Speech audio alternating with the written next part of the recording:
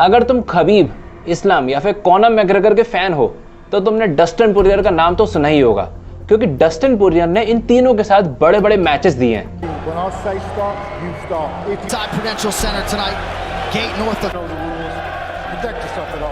इन matches में तुम अपने फेवरेट फाइटर को जिताना तो चाह रहे होगे, पर साथ ही साथ ये नहीं चाह रहे होगे कि डस्टिन पोरियर हार जाएं। है अजीब सी फीलिंग।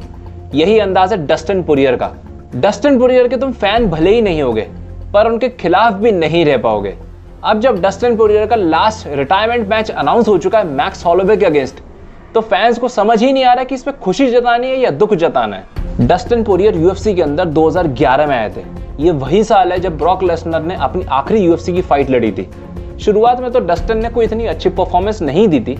इनफैक्ट वो मैचेस भी हार रहे थे जो उनको नहीं हारने चाहिए थे।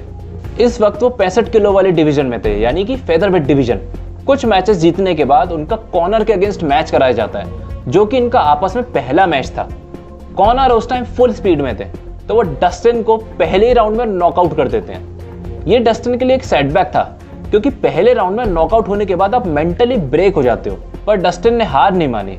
वो एक्सपीरियंस गेन करते गए और वेट बढ़ा के 70 किलो वाले डिवीजन में चले गए, जहां पे उनको एक परफेक्ट बैलेंस मिला स्पीड और पावर का।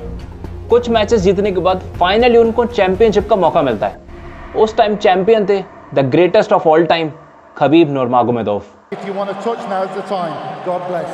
डस्टिन ये मैच जीत तो नहीं पाए, पर ये मैच काफी अच्छा था।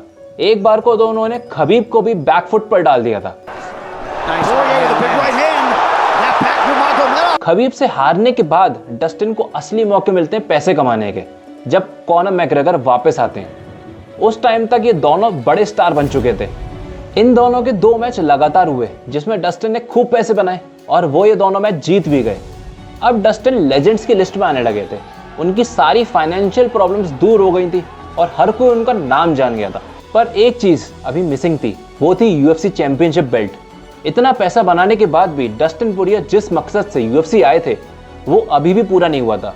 बेल्ट जीतने का सपना अभी भी सपना ही था। उनको 3 मौके और मिले बेल्ट जीतने के, जस्टिन गेजी के अगेंस्ट, चार्ल्स ओलिवेरा के अगेंस्ट और इस्लाम माखाचेव के अगेंस्ट। पर तुमको पता ही होगा, यूएफसी के 70 किलो वाले डिवीजन में बेल्ट जीतना रेगिस्तान में पानी की बूंद ढूंढने के बराबर है। डस्टिन पोरियर इन तीनों मैचेस में हार गए। अगर तुम ये वीडियो अभी भी देख रहे हो तो पूरे चांसेस हैं कि तुम मेरी तरह डस्टिन को एक बार बेल्ट जीतते हुए देखना चाहते हो। डस्टिन को ये आखिरी मौका मिल रहा है वीएमएफ बेल्ट के लिए। अगर वो इस बार हार जाते हैं तो उनको बिना सपना पूरा किए ही रिटायर होना पड़ेगा।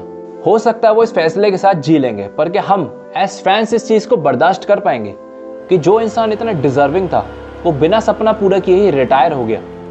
मुझसे काफी लोग पूछते हैं कि भाई तुम एमएमए की ट्रेनिंग करते हो, फिर भी इन सब मामलों में इतना इमोशनल कैसे हो? तो इसका सिंपल सा रीजन ये है कि डस्टिन पोरियर जैसे फाइटर्स हमारे लिए इंस्पिरेशन है।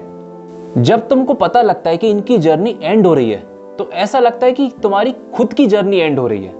इसीलिए डस्टिन का ये लास्ट मैच एक इमोशनल राइड की तरह होने वाला है। मुझे एक चीज बताओ, अगर डस्टिन पोरियर इस मैच को हार जाते हैं तो क्या तुम इस चीज को सहन कर पाओगे? जब तुमको पता लगेगा कि डस्टिन पोरियर अब कभी वापस नहीं आने वाले, तो क्या तुम इस फैसले के साथ जी पाओगे? मैच के बाद जब डस्टिन पोरियर रिंग के बीचों बीच आके ग्लव्स उतारना चालू करेंगे, तब क्या तुम खुद को संभाल पाओगे? क्या तुम ये मैच भी देख पाओगे?